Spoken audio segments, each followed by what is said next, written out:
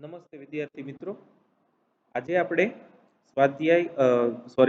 પ્રકરણ 8 નું ઉદાહરણ 6.3 કરવા જઈ રહ્યા છીએ.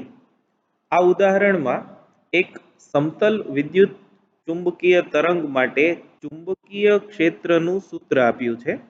તો પહેલા વિભાગમાં એવું પૂછ્યું છે તરંગની તરંગ લંબાઈ અને આવૃત્તિ કેટલી હશે, અને બીજું તમને એવું પૂછ્યું છે કે વિદ્યુત ક્ષેત્ર માટેનું સમીકરણ લખો. તો પહેલું જે સમીકરણ આપ્યું છે એના પરથી by બરાબર 2 into 10 raised to minus 7 sin 0.5 into 10 raised to 3x plus 1.5 10 raised to 11 t tesla ને by બરાબર b0 sin kx plus omega T સાથે સરખાવતા. તો આને આપણે કમ્પેર કરીએ. જો પહેલા હું તમને કમ્પેરિઝન બતાવી દઉં. અચ્છા, હવે વિદ્યુત ચુંબકીય તરંગોની લાક્ષણિકતા તમે જે ભણ્યા એનો પહેલો જે મુદ્દો છે એના પરનો આ દાખલો છે. તો આ જે છે એ b0 થશે, કે જે છે એ આ થશે, ઓમેગા જે છે એ આ થયું, અને તરંગ પ્રસરણની દિશા x થઈ. એટલે x દિશામાં પ્રસરતા વિદ્યુત ચુંબકીય તરંગ માટેનું આ સૂત્ર છે. તો કમ્પેર કરીએ એટલે આપણને આવું મળશે. b0 બરાબર 2 into 10 raised to minus 7 tesla, k બરાબર 0.5 into 10 raised to 3 રેડિયન પર મીટર એનો એકમ છે, અને ઓમેગા 1.5 10 raised to 11 રેડિયન પર સેકન્ડ, અને આ તરંગ x દિશામાં પ્રસરણ પામે છે. એ કેવી રીતે ખબર પડી? k ની સાથે x છે એટલા માટે. તો હવે આપણે 1 by 1 ગણતરી કરીએ. એ પહેલું, એમાં તરંગ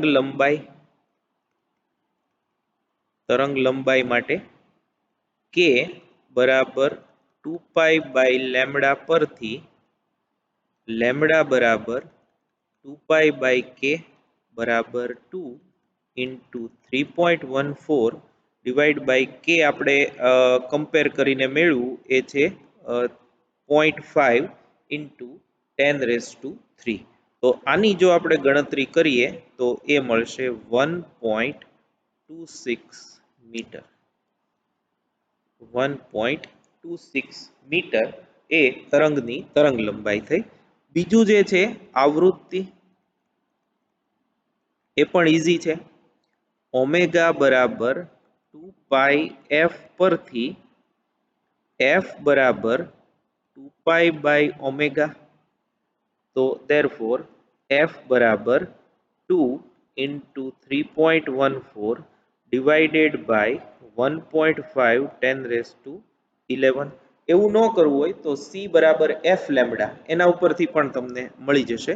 તો આની જો આપણે ગણતરી કરીએ તો એ 23.9 ગીગાહર્ટ્ઝ મળશે. એટલે 23.9 into 10 raised to 9 હર્ટ્ઝ એવું મળશે. તો આ તરંગ લંબાઈ છે, અને આ જે છે એ આવૃત્તિ છે.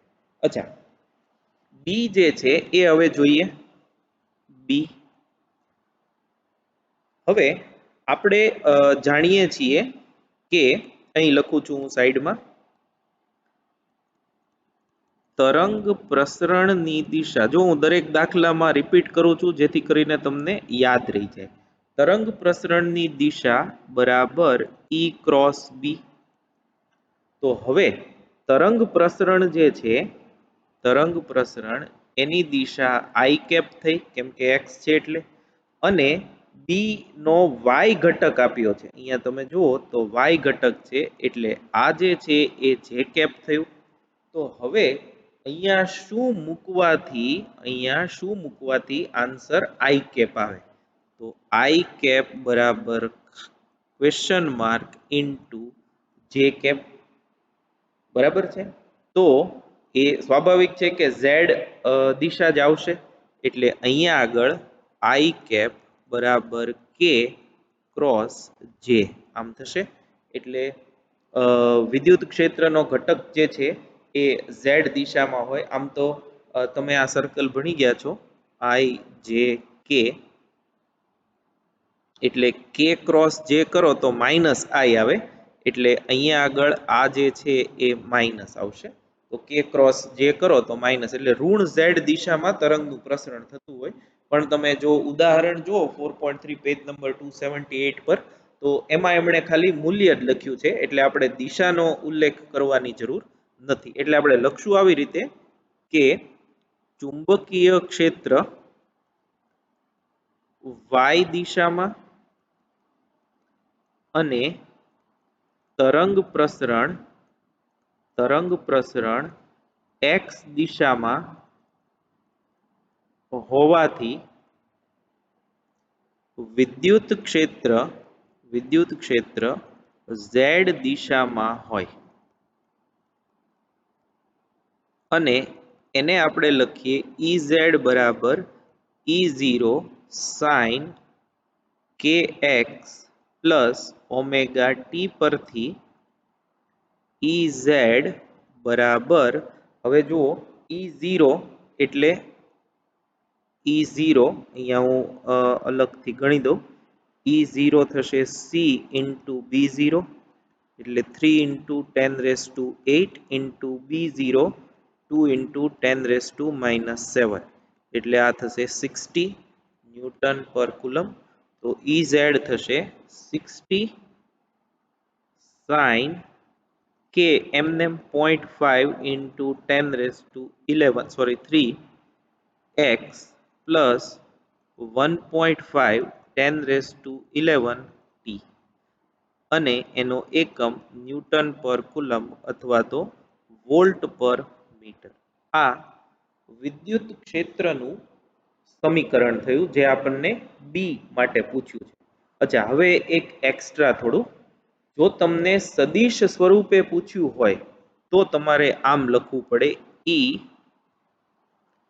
ઝેડ બરાબર -60 sine 0.5 into 10⁻³ x plus 1.5 10⁻11 t k cap newton per coulomb.